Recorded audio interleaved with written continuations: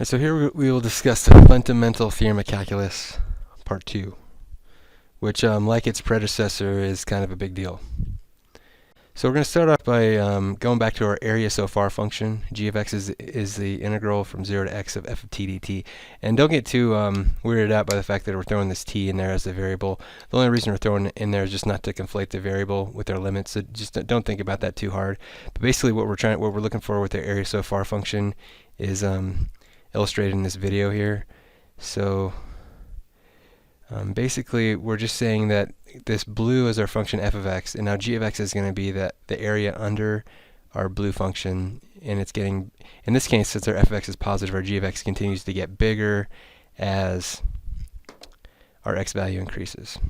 And this is all our area so far function is. Now imagine that we want to find the area not from 0 to x, but from two different limits. So say we want to find the area under a function like represented by the green here between the limits a and b.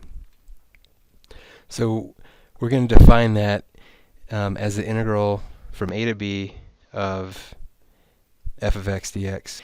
And in order to find what this is, we can simply use our standard area so far function, g of x, that we determined earlier, but we're going to start off with our g of x from 0 up to b, and we'll call that g of b.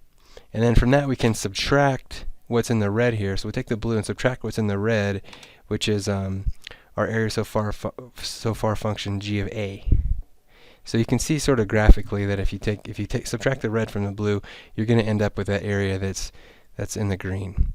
So we can now that we kind of show this graphically, we can show it algebraically up here. So we have this integral we're looking for is just going to be g of b minus g of a. Now we could be a little bit more rigorous with this. Instead of just g of b and g of a, we could make this like a general antiderivative and call it capital F of b plus c for g of b, and call g of a capital F of a plus c. However, when we're subtracting these, it doesn't matter what c is. C is going to cancel out anyway. You're going to subtract it off. So really you just end up with the antiderivative of f evaluated at b minus the antiderivative of f, or capital F here, evaluated at a. So this is the fundamental theorem of calculus part 2. And you can imagine how this is pretty fundamental to calculus, because we're looking for this area in the green here, and this is not like an easy area to, you wouldn't think this would be super easy to calculate, right? It's not like it's you can use geometry really to calculate it, because you got this curve here, and we could use a Riemann sum if we'd done before, but then you got to take this limit of the Riemann sum as n approaches infinity, and it gets pretty complicated, and you got to add up a ton of rectangles. But what this is showing, and it's sort of surprising, that we could actually calculate this sort of a value under this complicated curve simply by finding the antiderivative and just taking two numbers, capital F of b minus capital F of a. And it's pretty amazing that is really this simple to calculate something that seems kind of complicated, this area in green here. But it works. So let's just go through one example just to be clear on this. So let's just say in this case our f of x actually is this function cosine of x plus 2 plus x over 4. That's actually our function that's in the blue here. We're going to go back to this integral here, the integral of f of x from a to b, and then we can just plug in that f of x that we had up there. So we want the integral, or a in this case, and you can see it graphically down here. It's at 3. Our b is at 4. You can kind of see here. And we're just going to plug in that f of x. So this is the integral that we're going to evaluate. That's going to give us this area in the green here. Now, based on our fundamental theorem of calculus part 2 highlighted in the red over here, we know that this integral is just going to be equal to our antiderivative of that function evaluated at 4 minus the antiderivative of our function f of x evaluated at 3. And another common way to write this would be capital F of x evaluated at 4 minus 3. So these actually just mean the same thing. The one on the bottom is just a way to express the one on the top in a little bit more succinct manner.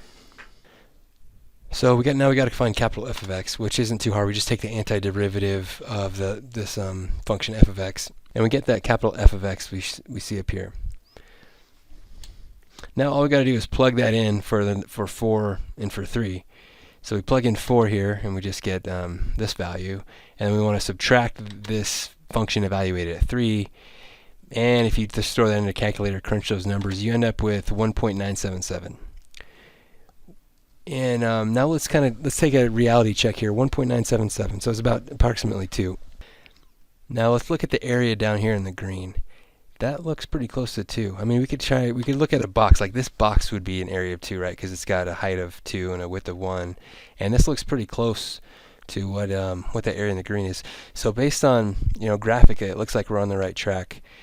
So so this almost seems too easy as a way to calculate that area in the green, but it works. And this is such a fundamentally important and useful process here that it gets the title, The Fundamental Theorem of Calculus, Part 2.